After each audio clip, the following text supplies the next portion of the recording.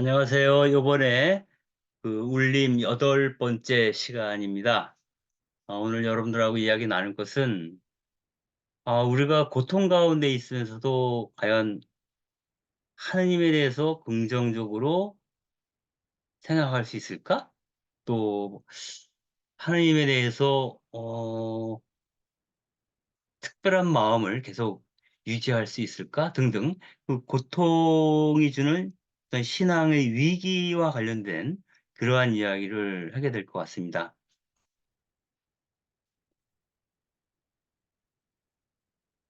먼저 마틴 슐레스케는 그 얘기를 해요. 우리가 정말 극심한 어려움에 처하게 되면 그때에도 하느님이 계시다고 믿을 수 있을까?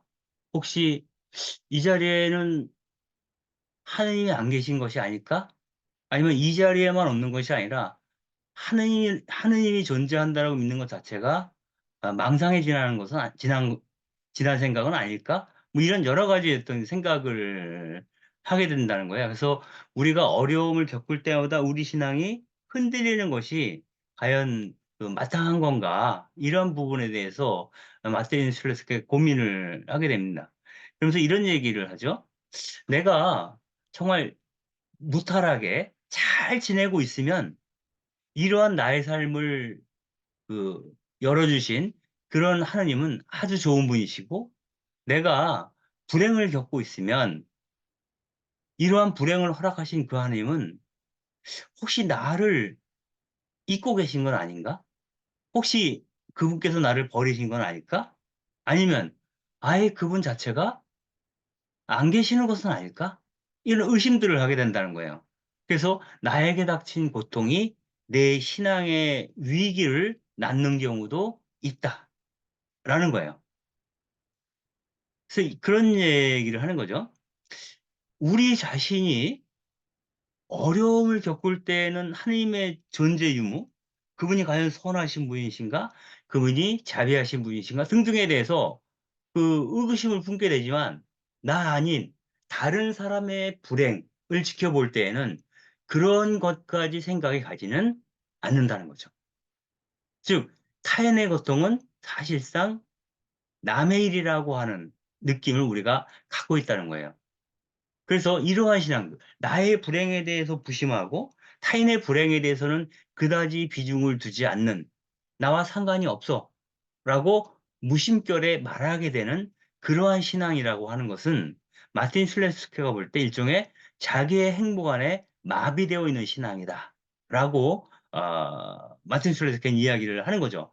이러한 신앙은 하느님에 대해서 무지하거나, 혹은 내가 자기중심주의, 혹은 이기심, 혹은 자기 삶이 나락으로 떨어질지도 모른다고 하는, 하느님과 이 관계 자체도 끊어질지 모른다고 하는 어떤 두려움의 뿌리를 둔 그런 믿음일 수도 있겠다라는 생각을 하게 됩니다.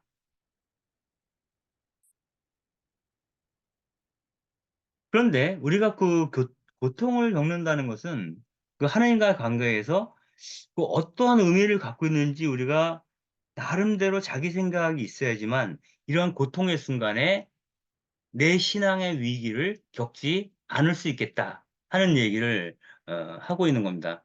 이를테면 그 바이올린 제작자였던 마틴 슐레스케는 이렇게 얘기를 하죠.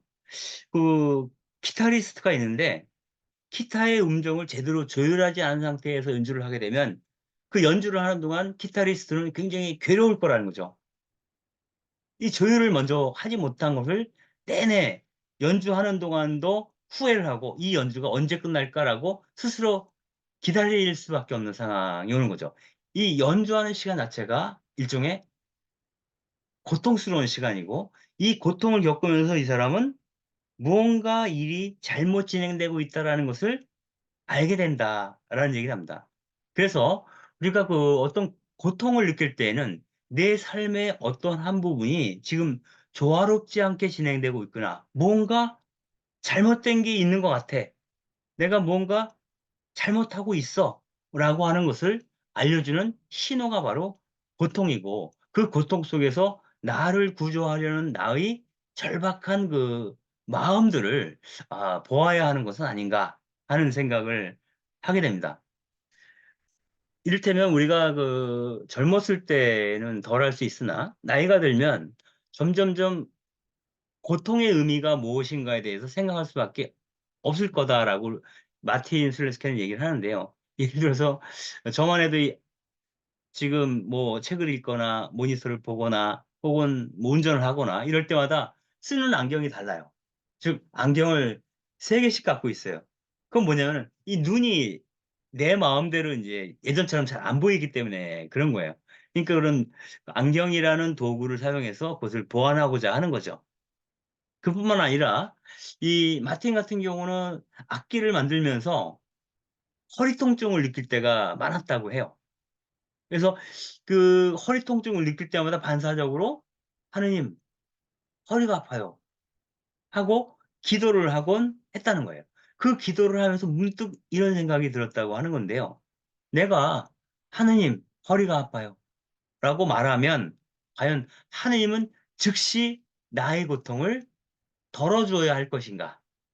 즉, 하느님은 내가 기도할 때 내 문제의 해결사로 등장한다라고 믿는 게 제대로 된 신앙인가에 대해서 의문을 품게 되는 거죠.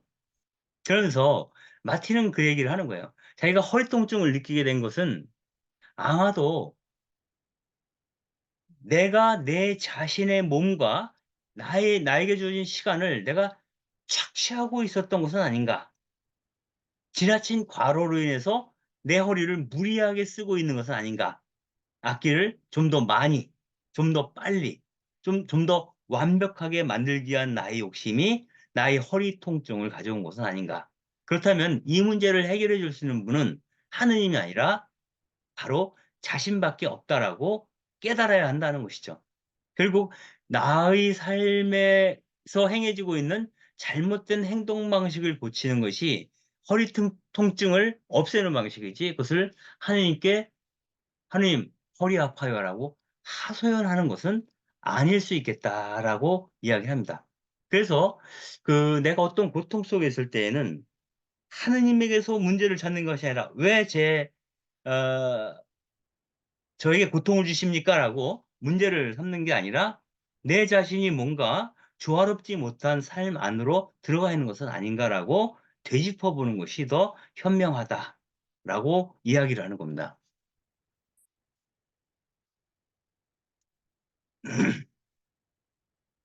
한편 아까도 잠깐 언급을 했지만 우리는 내가 겪는 고통에 대해서는 민감하지만 타인의 고통에 대해서는 그렇게 민감하지가 않아요. 예를 들면 이런 거죠. 그 제가 이제 예전에 귀농을 해서 전라도 무주에서 산 적이 있는데 그 산촌에 살다가 그때가 언젠가 2004년인가 언젠가 큰 비가 내린 적이 있어요. 하룻밤 만에 엄청난 비가 내리는데 그 다음날 마을에 내려가 보니까 다리가 끊어졌더라고요. 그래서 그 얼마부터 다리를 다시 놓는 공사를 저희 마을에서 하기 시작을 했어요. 그때 제가 이제 자벽부로 일을 했거든요. 근데 자벽부가 하는 일이 뭐냐면 그 아래 그 노적되어 있는 그 철근을 이렇게 메고 그 기술자들이 그 철근을 엮을 수 있도록 그 장소까지 들어다가 나르는 거예요. 그런데 그 철근을 들고 쭉 그 다리 위로 올라가 보니까 철근을 쫙 엮어놨는데 그 아직 콘크리트를 붓기 전이에요. 그래서 그 엮어놓은 철근을 밟고 가면서 그 기술자가 있는 곳까지 이제 내가 들고 간 철근을 내려놔야 돼요, 가서. 그런데 그 철근이 엮어져 있는 곳을 이렇게 밟으면서 가다가 삐끗해가지고 그 아래로 발이 쑥 빠진 거예요. 근데 쑥 빠지면서 제 복숭아뼈가 그 철근에 확 긁힌 겁니다. 그때 그야말로 별이 뭐 수없이 보이더라고요. 굉장히 아팠어요. 통증이. 그래서 그때 제가 느낀 거는 이 통증이라는 것은 아주 구체적이고 실제적이라는 생각이 들어요. 그러니까 통증을 느낄 때에는 아무것도 필요 없어요.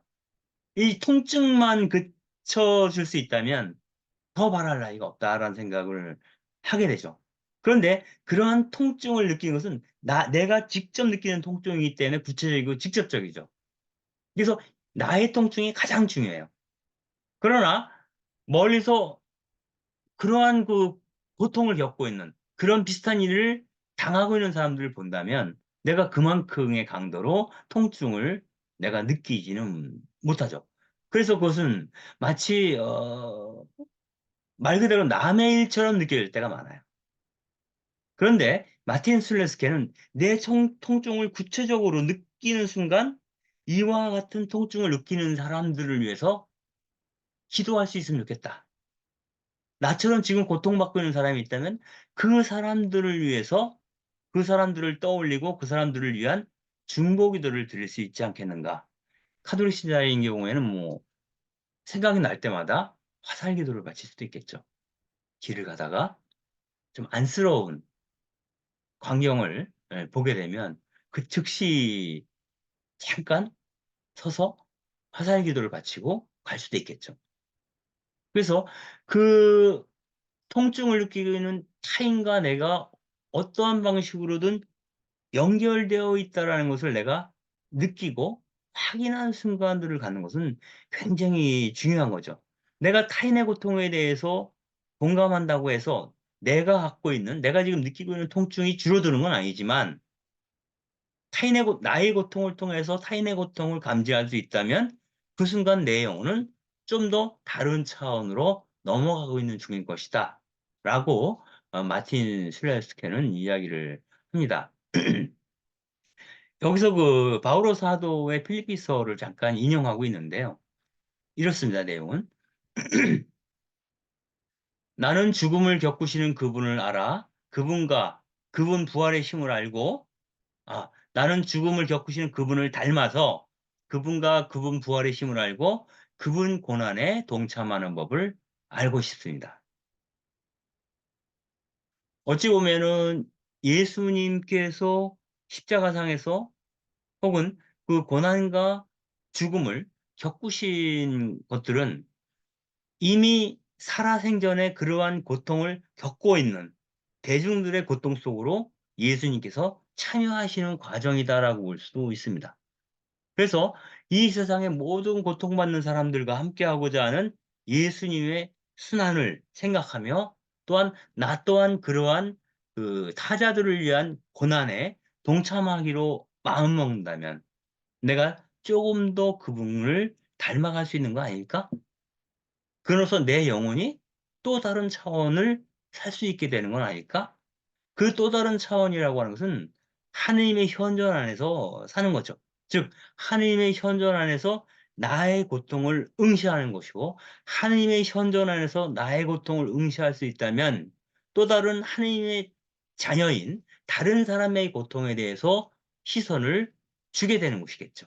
그리고 그들의 고통을 나도 함께 감지하고 무언가 움직일 수 있도록 하게 되는 것이죠. 그 마틴 슬레스케에게 가장 큰 고통스러운 시간은 1996년이었다라고 콕 집어서 이야기를 하고 있어요. 그때는 그 마틴 슬레스케가 처음으로 도제 생활을 끝내고 자기 고유의 어떤 그 개인적인 공방을 열었던 해이기도 해요. 근데 그해 그 아내인 클라우디아가 종양에 걸렸다고 하는 진단을 받게 됩니다. 그리고 그 본인 스스로도 이 여러 가지 그 집안의 어떤 상황 때문에 어수선했는지 아니면 다른 이유가 있었는지 모르지만 자전거 사고로 죽을 뻔한 적도 있어요.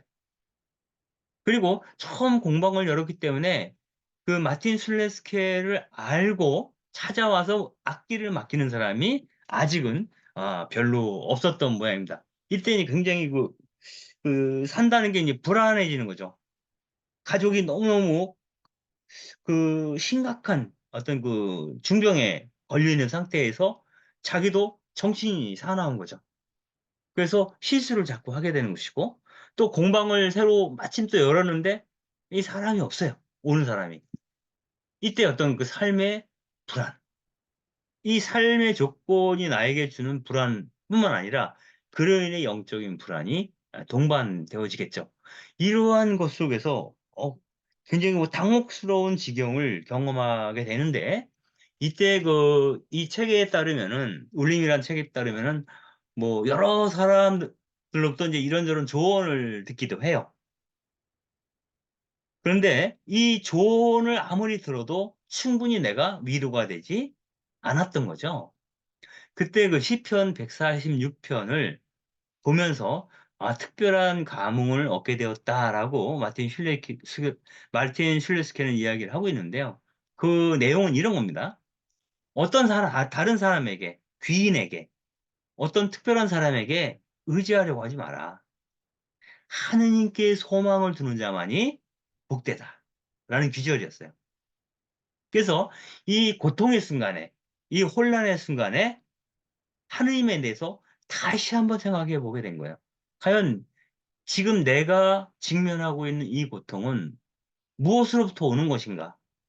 그리고 이 고통의 순간에 하느님은 내게 어떠한 말씀을 해주고 싶어 하시는 것일까? 또 이런 고통의 순간에도 나는 충분히 하느님을 신뢰하고 나의 삶을 맡기고 있는가에 대해서 질문을 하기 시작한 거죠. 그러던 어느 날 깊은 영적인 체험을 하게 됩니다.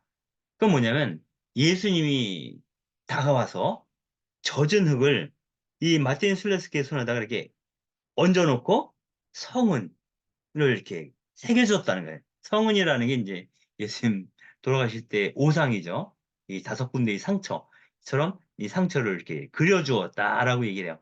이건 일종의 영적인 체험에 해당되는 것이라고 이 마틴 슬레스케는 고백을 하고 있는데 그러면서 이 고통이 오히려 거룩함으로 다가가는 어떠한 경로가 될 수도 있지 않을까라는 생각을 하게 되었는지도 모르겠습니다.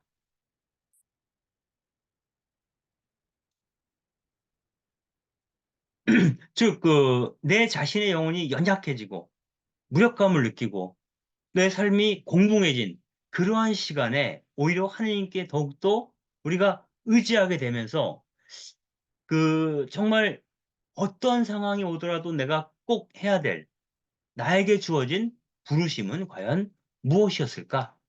또 무엇일까에 대해서 더 진지하게 고민하게 되었다는 것이죠. 그러나 내가 하느님에 대해서, 하느님이 내게 주신 부르심에 대해서 깊이 고민하고, 그리고 이 고통의 의미를 새기려고 노력한다고 해도, 또 하느님이 내 마음 안에 현존하고 계신다 해도, 내가 지금 구체적으로 겪고 있는 이 고통이 사라지는 건 아니죠. 그리고 내가 질문했을 때 하느님이 즉답을 해주는 것도 아닙니다. 그러나 자기 자신도 모르게 하느님을 생각하는 순간 내 영혼 안에 스며드는 깊은 위로가 되었다.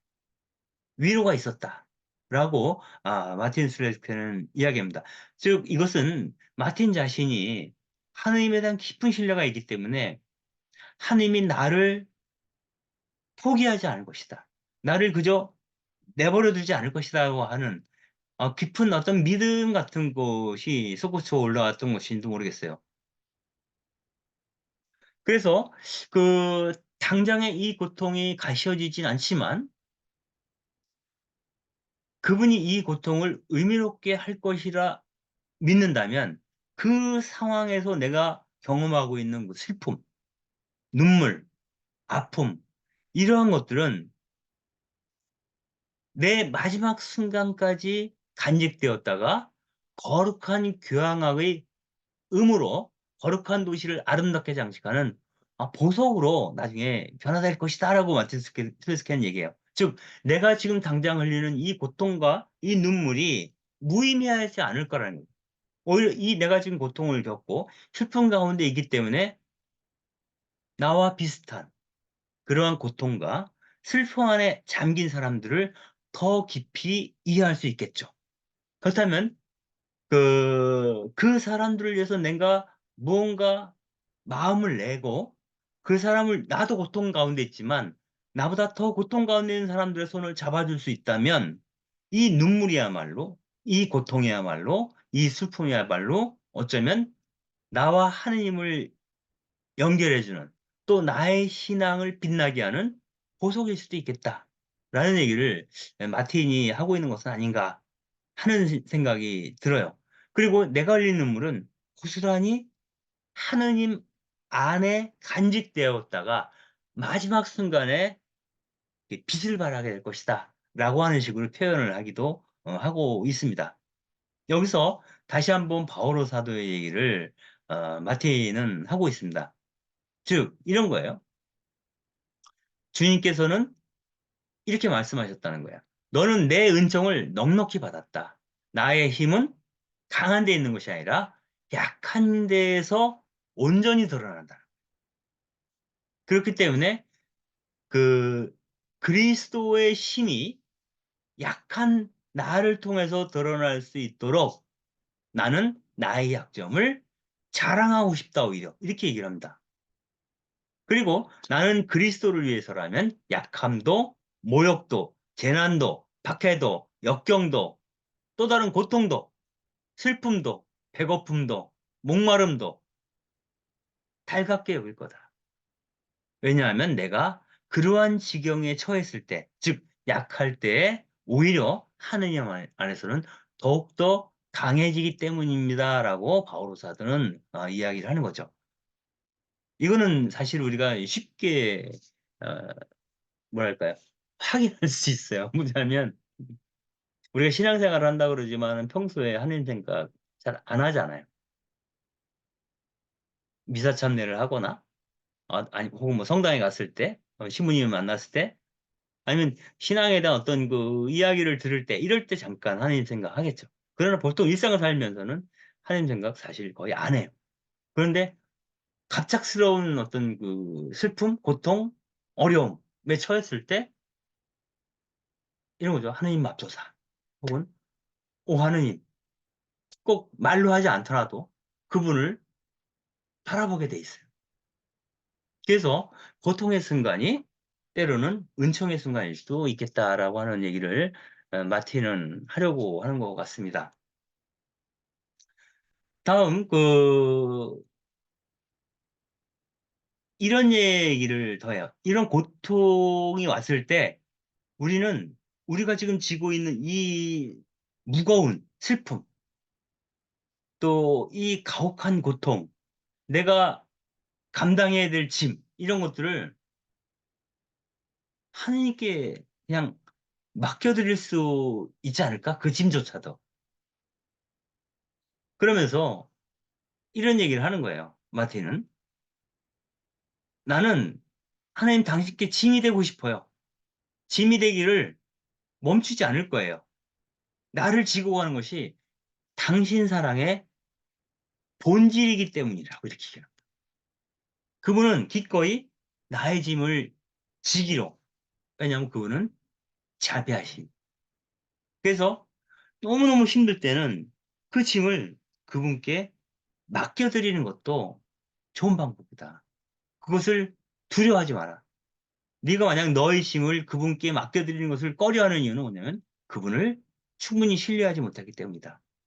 그분이 자비하시다는 것을 어머니처럼 나를 품어주실 거라고 하는 신뢰를 내가 갖고 있지 못하기 때문에 그분께 절 좀 도와주세요. 아니면 제 짐을 좀 맡겨드리고 싶어요. 라고 말하지 못하는 것은 아닌가. 모든 문제는 내 힘으로 내가 풀어야 돼. 하느님 앞에서 우리는 쉽게 그렇게 얘기해서는 안 된다. 정 어려울 때 그분께 네 짐을 맡겨드리라고 마틴 슬레스케는 권고를 하고 있습니다. 그래서 그분에 대한 나의 신뢰가 우리의 마음을 비추게 되면 그분 그 자체로 보상이 주어져서 이제 더 이상 나의 슬픔은 슬픔이 아니고 나의 어둠은 어둠이 아니고 나의 고통은 더 이상 고통으로만 내게 느껴지지 않을 수 있겠다. 이것이야말로 믿음으로 비롯된 이성이라고 이렇게 얘기를 합니다. 그래서 우리는 우리 믿음 안에서 어떤 그 합리적인 사고를 한다고 했을 때 그 내게 주어진 그 고통의 이유, 왜 나에게 이런 고통이, 그 고통의 이유를 이해하려고 노력할 필요 없다는 거예요. 이해할 수도 없고 사실은. 때로는 아주 선하게 사는 사람이 욥처럼, 욥기에 나오는 그 욥처럼 정말 선하고 내가 살면서 정말 죄 지은 게 없는데 정말 열심히 살아왔는데 나에게 이런 고통이 왜 오지? 하필이면 왜 내가 그런 고통을 당해야지? 이런 억울 감정에 사로잡힐 때가 있어요. 그래서 그 이유를 알고 싶다. 내 고통받는 이유가 도대체 뭡니까? 라고 그걸 이해하려고 노력하는 것보다는 오히려 그분을 충분히 신뢰하고 이 고통이 나에게 내가 알지 못할 어떤 의미가 있을 거다 생각하고 그 고통을 견뎌내는 과정, 이런 것들이 필요하지 않은가, 이런 얘기를 합니다. 좀 같은 얘기는 아닐 수도 있는데요. 그런 거 있죠. 그 밭에서 일을 하다 보면 땀이 엄청나게 흐르죠. 그럴 때 그 어느 정도 시간을 기다리게 되면 더 이상 그것이 나를 괴롭히지 않는 순간이 오기도 해요. 그래서 잠시 아무 생각 없이 그 순간을 견디어내는 것? 견디어낸다는 것은 무언가를 기다리는 시간이기도 해요. 그 견뎌낸 시간을 말 그대로 견딜 수 없으면 그분 앞에 꼬꾸라지거나 혹은 그분에게서 도망가게 될 것 같아요. 그래서 판단하지 않고 그 시간을 견디는 것, 충분히 자기가 자기 자신을 또한 그분이 말을 걸어올 때까지 기다려주는 것. 아마 이러한 시간들이 때로는 필요하지 않은가 하는 생각을 잠시 해볼 수 있겠습니다. 여기서 그 마틴 슐레스케가 선택한 그 성서 기절은 시편입니다. 시편을 보면 기쁨 중에도 그분이 나와 함께 하시고 고통 중에도 그분이 나와 함께 하신다는 거예요. 즉 우리 그리스도인들의 어떤 그 가장 큰 삶의 과업이라고 할까요? 이렇게 되었으면 좋겠네라고 했을 때 그 순간이라고 하는 것은 그분의 현존 안에 머무는 것이죠. 그것을 blessed라고 얘기를 하죠. 그분의 축복 가운데 머무는 건데 사실은 우리가 그분의 축복 가운데 그분의 현존 안에 머물 수 있는 가장 민감하게 그분의 현존을 느끼시는 순간은 고통 중에 있을 때인지도 모르겠어요. 여러분들 그 한겨울에 우리 어렸을 때 굉장히 춥잖아요. 추우면 그 담벼락에 등을 딱 대고 있어요. 그럼 그 담벼락은 해를 받아가지고 약간 따뜻해요. 한겨울에도. 그러다가 가끔 이제 옷 속에 손을 집어넣으면 내 체온을 그때 느껴요. 아, 내 체온이 이렇게 따뜻한 줄 몰랐던 거예요, 그때까지. 그래서 정말 추운 날씨에 비로소 내 체온을 느끼는 것처럼, 정말 고통 중에서 오히려 그분을 민감하게 느끼게 되는 것은 아닐까 하는 생각을, 그렇다면은 그 고통조차도 어떤 의미에서는 축복일 수 있겠다라는 생각을 해볼 수 있겠습니다. 시편에서는 이렇게 얘기합니다. 우리가 당신 얼을 피해 어디로 가겠습니까? 당신 얼굴을 피해, 여기서 얼이라고 하면 영혼이라고 볼 수도 있고 정신이라고 볼 수도 있어요. 당신의 얼을 피해 어디로 가겠습니까? 당신 얼굴을 피해 어디로 달아나겠습니까? 제가 하늘로 올라가도 거기 당신이 계시고 저승에 잠자리를 펴도 거기에 또한 계십니다. 제가 새벽노래 날개를 달아 바다 맨 끝에 자리 잡는다 해도 거기에서도 당신 손이 저를 이끄시고 당신 오른손이 저를 붙잡으십니다. 어둠이 나를 뒤덮고 내 주위의 빛이 밤이 되었으면 하여도 암흑인 듯 광명인 듯 어둠도 당신께는 어둡지 않고 밤도 나처럼 빛납니다. 죽음이 죽음만이 아니고 고통이 고통만이 아니고 슬픔이 슬픔만이 아니라는 것을 하느님의 현존 안에서 이 시편이 아, 보여주고 있는 것인지도 모르겠습니다.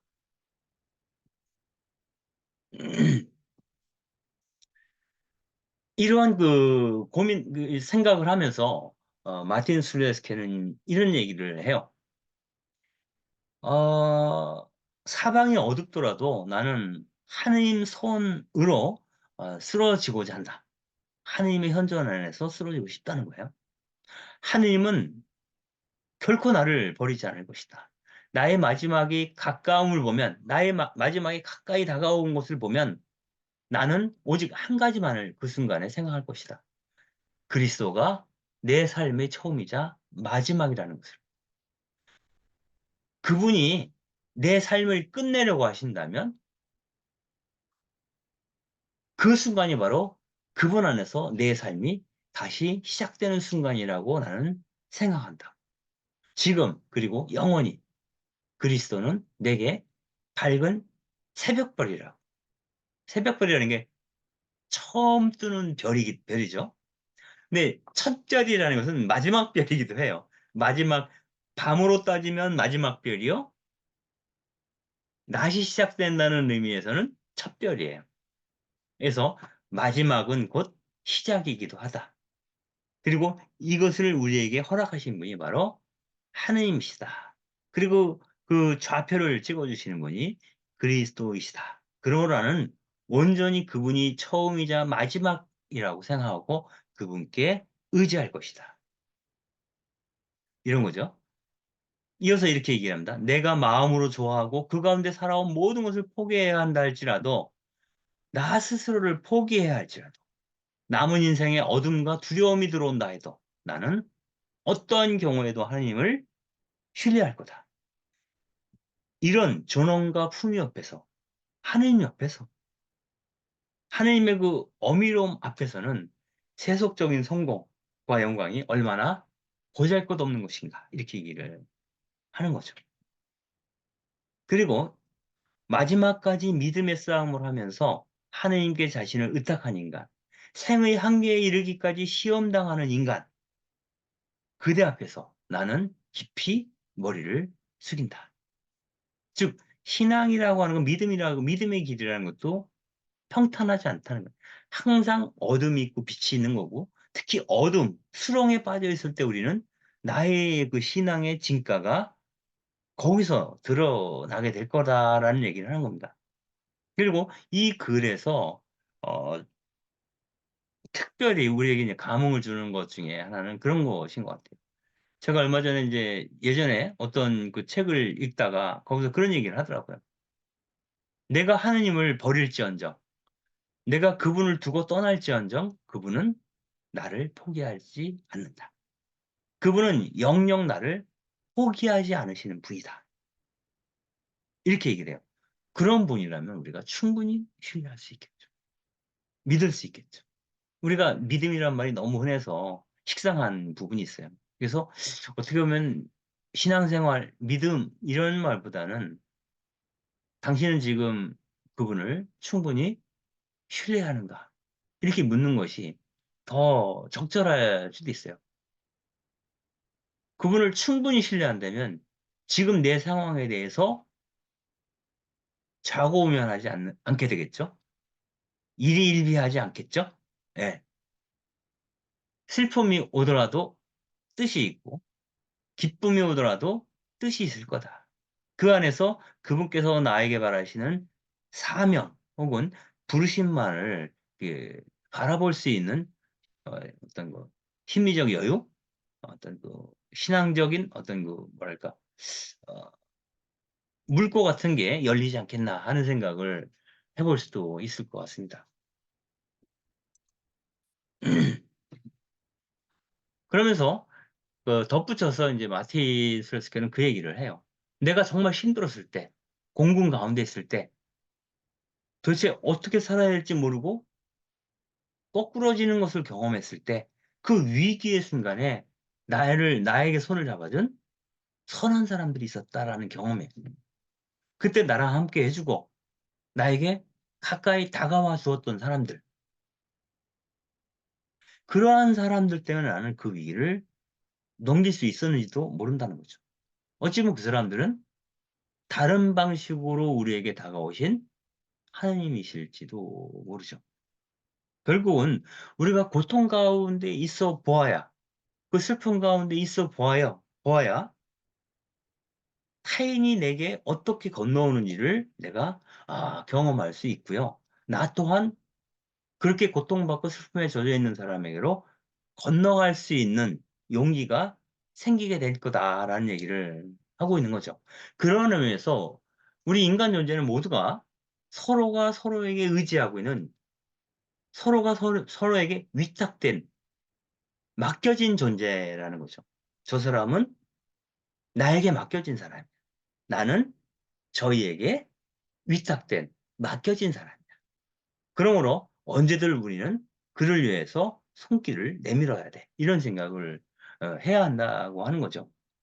결국 고통이라고 하는 상황이 우리에게 환기시키고자 하는 것은 너처럼 고통받고 있는 사람들에게로 건너가라는 그런 메시지라는 거죠.